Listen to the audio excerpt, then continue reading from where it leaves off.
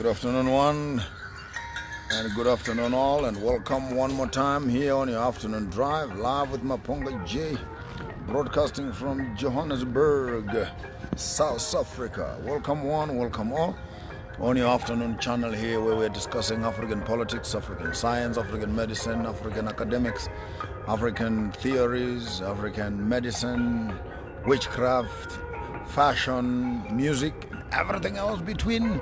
The African nation is in the business of having a conversation with herself, looking for African solutions, since we are all facing African problems.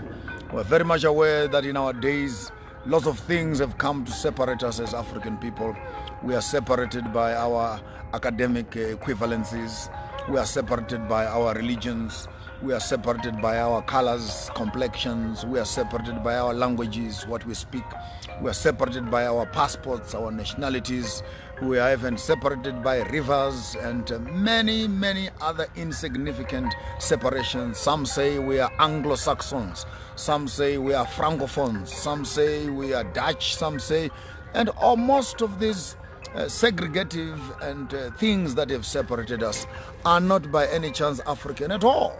But if we're not careful, as an African nation, we are slowly being fragmented away, especially by the people who actually are not one with us. It's high time that Africa begins to have one conversation, one nationality, one passport, one currency. I mean, look at Asia, look at India, look at America, look at Europe. The amount of success that can be achieved when people are working in a corporate group is far much more than when the European community has fragmented us into small little nationalities between the Zulus and the Shonas and the Swazis and the Tswanas and the Lozis and the Bembas and the Kikuyus and the Bugandas, the Ibos, and all these small little fragments are not here to put us together as a nation, but rather to fragment us as a nation. I again still want to announce to everybody out there, particularly in the southern part of Africa, that we are seriously at an advanced stage of putting together this huge concept, which I want all of you to become part of, the Ubuntu Nation. Ubuntu Nation. You have heard me speak about it for the past couple of months. Ubuntu Nation, Ubuntu Nation. Very soon I'll be putting out some information out here, some few documentations for you to read and begin to apply your mind as you preparing yourselves to become part of this huge and grand nation where we're going to own our own land, own our own resources, restore our indigenous knowledge systems. Lots of brains and thinking has already gone into this process so that we can usher in a new day for the entire African people. And I'm excited to tell you that appointments are already happening, and the spirits of the land are guiding. Spiritual people are at the helm of this organization, advising us across the nations, from Americas to Asia to the top parts of Uganda, Northern Africa, Southern Africa, and beyond. And the whole concept of our totems, the buffaloes, the elephants, the rhinoceros, and the crocodiles are all going to come together into beautiful, beautiful tapestry, a beautiful collage of our new dispensation, which we are preparing for our own African children. But anyway, today I'm not here to be discussing Ubuntu Nation. I want to discuss just one little issue. In South Africa today, it has been a day of voting. A day of voting. What are we voting for? They say we are voting for democracy, voting for a democracy in South Africa. A democracy in South Africa. Well, I have my own reasons and my own sentiments around these issues of Western democratization and Western forms of governance in our continent of Africa. And I would want to ask something, or maybe suggest something in passing, that will rather awaken you and shake you a little bit, especially after you have voted or while you are still on your way to voting. And it is that all the civilizations that have come and gone in the past, they are born of contention and they are born of failure, and their level of failure has been always on the morality of those nationalities.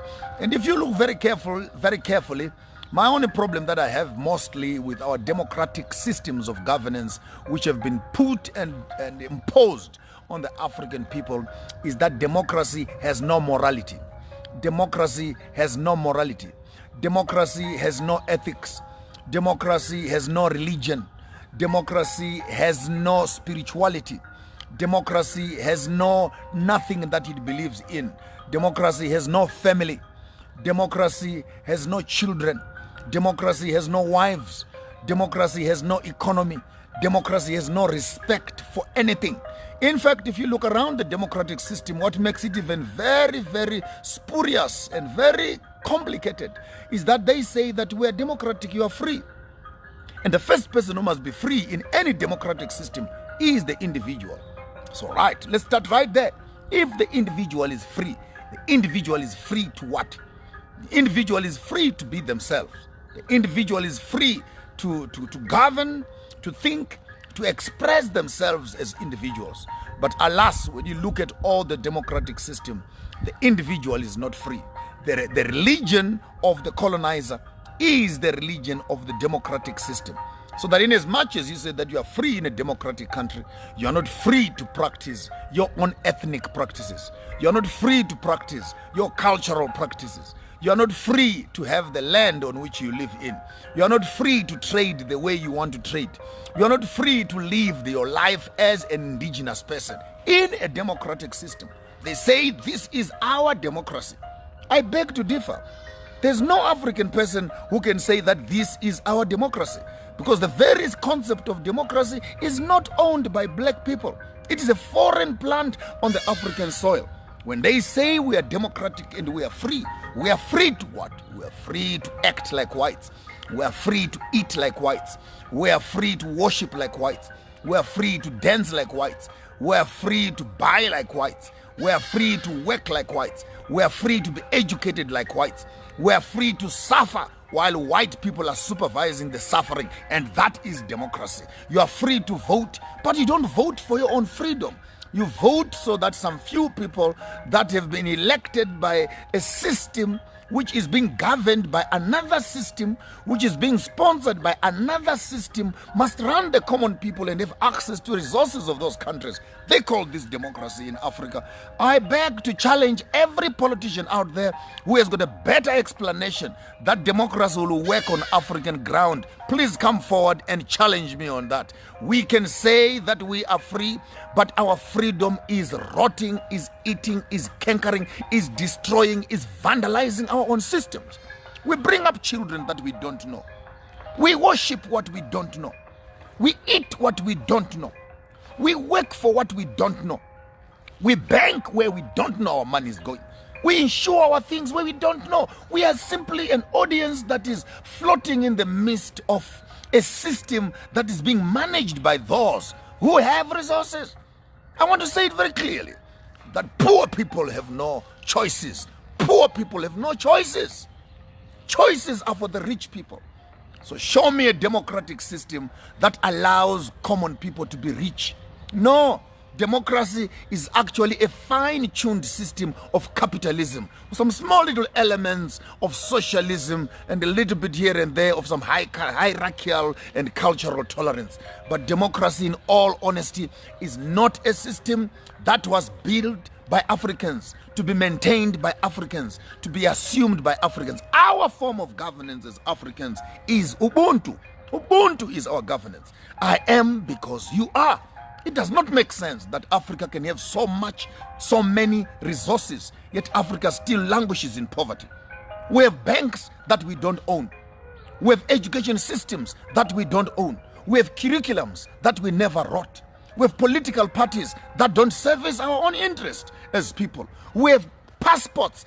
They don't give us access to other countries. They have access to our countries. We don't have access into their own countries. And that's supposed to be democracy. They have embassies in our own countries, and yet they put the same countries in sanctions. What sort of a system are we talking about if we are to be addressing the issues of African democracy? African democracy is a crippled child who is sitting on a wheelchair, a paraplegic wheelchair. In as much as our countries are claimed to be democratic, they are not free at all. Our economies are ruled by the West. Our education is ruled by the West. Our medicine is given by the West. Our diseases are managed by the West. Our populations are managed by the West. Our technologies are imposed on us by the West. So which part of us can you say is democracy? The same countries, they sponsor a government, they sponsor a surrogate government, the government gets into power. After they're in power, then you put the same government in sanctions again. What do they want from us? These colonizers, what do they want from us? You wanted our gold, we took it. You wanted diamonds, you took it. You want our children and our body parts? You're harvesting. Africa is a harvesting ground of livers and kidneys and hearts. What do you want from us as a people? You took our art. You took our kings. Destroyed our civilization. Up to now, 400 years later, the colonizer is still watching to see how much more he can get away and harvest and pull and rape and take away from the African people. And all this comes under a big umbrella.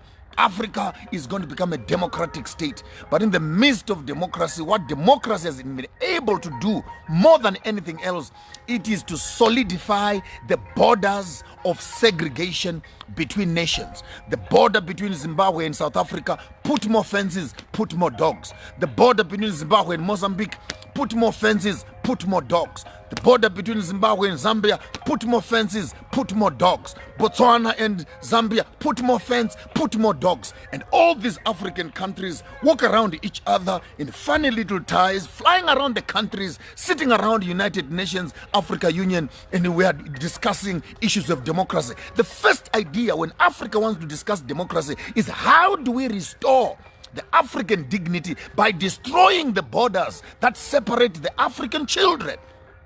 My grandmother is Shangaan, Mozambique, on my father's side. My grandmother is Venda, on my mother's side. My father is Karanga, and my grandfather on my mother's side is Ndebele. So how can you put a border in the passport for me, that for me to go and see my grandmother's houses in Mozambique, I need a passport. To go and see my grandmother in South Africa, I need a passport. I must go to Pretoria first, go to Harare. I can cross the river, the Limpopo River. And this is the form of the democratic Africa that our leaders are constipated with. I'll spill the beans as loud as clear. African democracy identifies a few educated, parodic Africans who become political parties. And they talk in cahoots with the funders, the colonizers. They walk into power not to help the African people, but to look after themselves and maintain the system for the colonizer. So you walk up to me and tell me right now, South Africa is free. We still don't have the Reserve Bank in our hands. 25 years later, all the insurance policy companies are white. Black people, we only run funeral parlors and taxis. That's all black people own. Funeral parlors and taxis. Insurance companies are in the hands of the colonizer. The banks are in the hands of the colonizer. Manufacturing industries are in the hands of the colonizers. The pharmaceuticals are in the hands of the colonizers.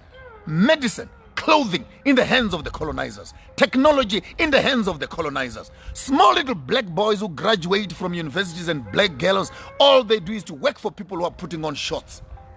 Uneducated, some of them, by the way. They have inherited wealth from their own fathers and they run these countries, and that is supposed to be democracy. In fact, democracy says don't disturb the status quo, don't tamper with the financial market of the country, because if you tamper with the finances of the country, your country is going to become unbankable, your country is going to go down, the economy is going to go down. Hell no. Whose economy? Show me one black person who has money. Show me one black person who owns an industry. Show me one black person who owns a pharmaceutical company, who owns a manufacturing industry. You'll be shocked to discover we are still slaves and servants working for the colonial system.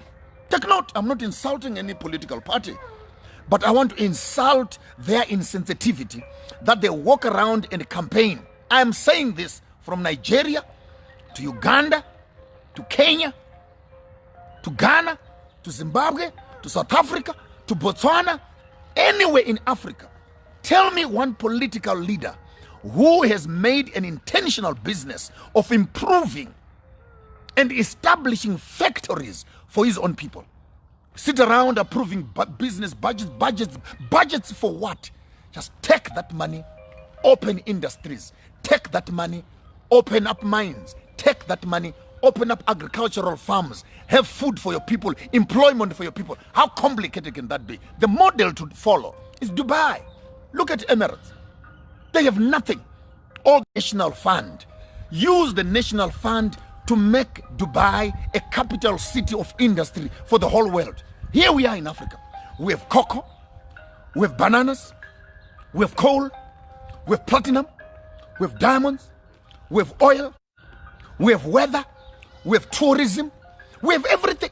But in the midst of all these resources, our African people are still languishing in poverty. Can I ask you, the intelligent ones, what is the problem of Africa? What is the problem?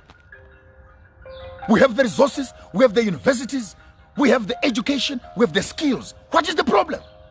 The problem is we are trained to maintain a system that does not benefit us. We go to school to learn to maintain that system. We train our children to look after the system. Our political system has no will at all to empower the local people. It has no will. There's no political party that wants to remove bread from the mouth of the white man. That's a fact. Because all these political leaders are eating with the colonizer. So how can you destabilize a system that is giving you food?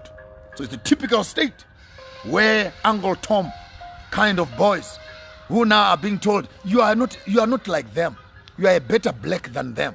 Please, you can eat here. You can sign here. You can own this also and that. And before you notice it, 5 years, 10 years later, our political leaders have just become rubber stamps in government for pushing a European colonized agenda. I'm still looking for a country that will take its own resources and improve its own infrastructure. I challenge all the African political heads across Africa. Go to Dubai, not to shop. Go and study.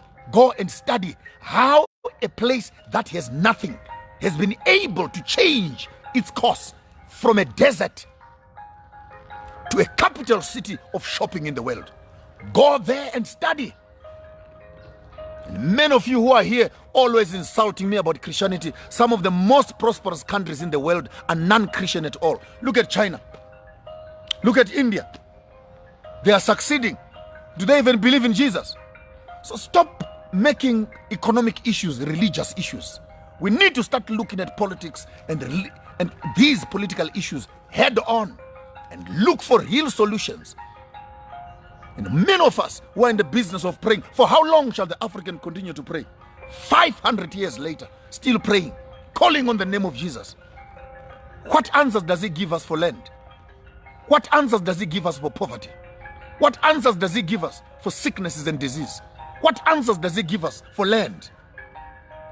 So stop being too obsessed with cliches of religion that lock you and paralyze African function.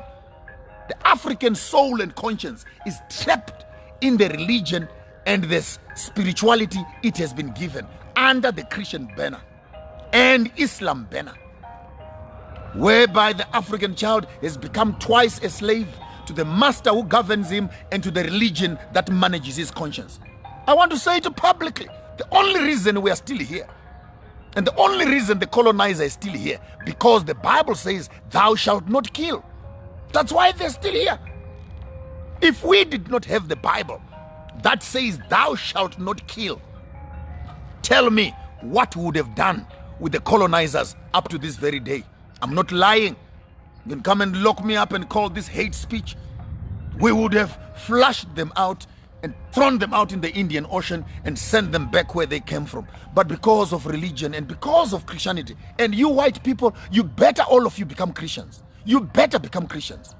It's embarrassing that now blacks have become more Christian than white people themselves. Because the only thing that is keeping you on Africa, living with people that you are oppressing, is the religion that you gave them. And I'm speaking on behalf of, I'm a minister of the gospel, fully trained. Our business is to manage the consciences of the community to make sure that they don't fight and revolt against the system. Yes, that's what we do. We teach the people how to dress, how to treat Mlungu, how to look for jobs, and how to become yes boss, yes boss, yes boss, and how to work together. And at the end of the day, the system we have been given is not there for the liberation of the African people. I challenge the political systems, challenge EFF, challenge ZANU-PF, I challenge ANC, I challenge all the political parties, wherever you are.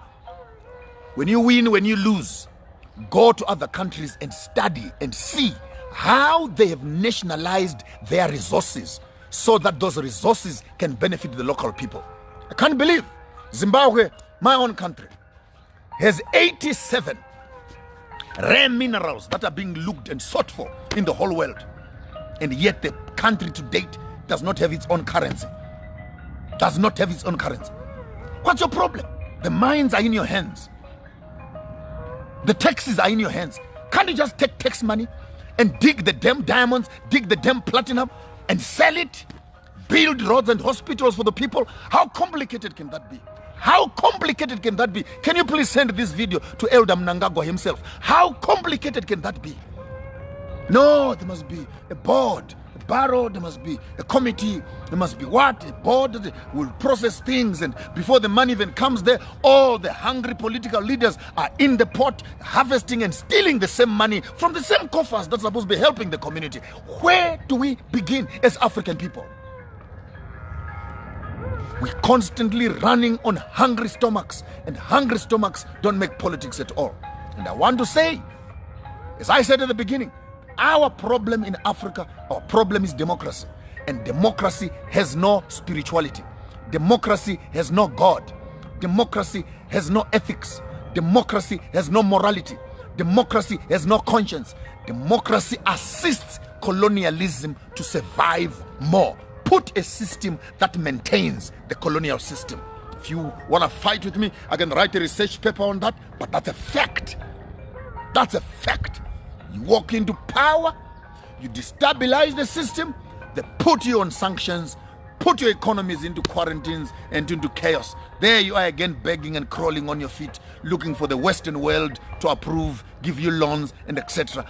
How long will you, as my African people, how long will it take you to wake up from your sleep and slumber of eating the lollipops of Western civilization? And one of the biggest poisons that we have eaten in Africa is the poison of democracy,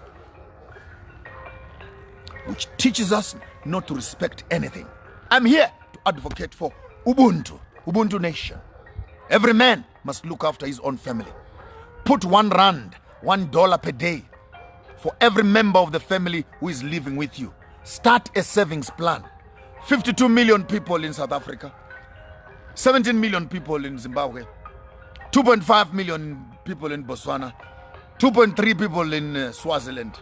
If we can put all these R1 per day kind of money, we are able to create our own banking, our own financial system, which can challenge and collapse all the financial institutions that Africa is now incubating, which are colonial systems. I don't care who they are, from Ernst & Young to Old Mutual to Standard Bank to FNB to Nedbank. All these systems that are in the hands of the colonizer. We don't need these systems at all. If we can take the money that we work for and we keep it together. Now, because we are all in debt, let's start slowly. Let every member of the African Ubuntu nation create a doggy bag, a kitty. Have a small little savings plan in your house. R1 per day, one pula per day, one malangeni per day. Keep that money with you. We will make a calling very soon. We put all those R1 per days into one big kitty. We can begin, even if the white people say they want us to buy the land. We can afford to buy the land for ourselves. 52 million rand a day or 47 million rand per day times 10. That's for 10 days, times 100 days, times 1 year. Those are trillions of dollars. We don't need a donation from anybody. With that money, we can build our own universities. We can build our own hospitals.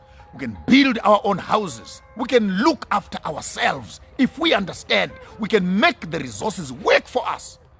Instead of taking 2,000, 3,000 rand per month to pay for a gym, to pay for health insurance, to pay for insurance, which we can't even afford. Why can't we take our own money, 1 rand per day, buy and build our own hospitals, which we can look after ourselves, which we can afford, competitive prices for our own people. I'm here to advocate for a new day for the African people. We're tired. I'm getting old, and I'm wondering how long will this go. Please start Googling, start reading about Ubuntu Nation. Ubuntu Nation, Ubuntu Nation, Ubuntu Nation, Ubuntu Nation is our only solution and our last stroke of hope as Africans. Let's take the money that we are working for at a minimal of each one of us who is working. Start putting that money together. Before the end of this year, we will open up an account which will be thoroughly transparent to the whole continent for everybody to see where your money is going. We'll start using this money for the development of the Ubuntu concept, then spread it over into all the countries, and we can begin to have our own savings plan, which can build our own infrastructures. And the issues of politics and governments, we can always deal with them a bit later on. I'm not interested in politics. This is not a political party. This is a nation building initiative. A nation building initiative. We are not talking politics. Time for politics is over. We have given political leaders from 1945, 1960, more than 68 years of democracy. But each democratic country has made its people poor and poor. And no one wants to admit that we cannot run this system. It's failing us. It's failing us. Politicians are saying too much, saying too much, saying too little, doing too little, speaking too much, doing very little. It's high time we take our economy into our own hands. And when we have our economy in our own hands, we can determine the politics of every country, determine the health of our people, determine the entertainment of our people, determine the fashion of our people, determine the industries of our people, determine the hospitals of our people, midwifery for our own children, education for our own children, land for the future generation, and preserve the things that we think they're important to us. Ubuntu Nation. Ubuntu Nation starts with you as an individual. Tonight, organize a nice little bucket, a kitty in your own house. From the beginning of the year to date, put 1 rand, 1 rand, 1 rand, 1 rand, 1 rand, $1, $1, $1, one puller, 1 puller, 1 puller for all your children. Let's see how that kitty looks at the end of the 3-4 months, when 10, 15, 20 families can begin to put all those 1 rand per day initiative into one kitty. We can begin to talk about our families, we can begin to talk about our communities, then we can begin to talk about our nation, ultimately our continent as a whole. I'm here to advocate the initiatives of Ubuntu. Ubuntu, Ubuntu Nation is our passport out of poverty. You accept this, Africa will go forward. You refuse this, go back into slavery for another 2, 3, 500 years until you wake up to discover the solutions of the future are buried in the processes of the past. There's nothing more I can do for you. You can tell them they can come and pick me up here. They can come and kill me. I've said what was in my heart. Africa needs a solution. The solution is not going to come from donor money. The solution will come when Africa begins to make its own savings plan and build for itself its own infrastructure to protect and secure the future that we are looking for. Until we meet again tomorrow here on your afternoon drive with Maponga J. Ubuntu Nation. Ubuntu Nation. It's what we are all about.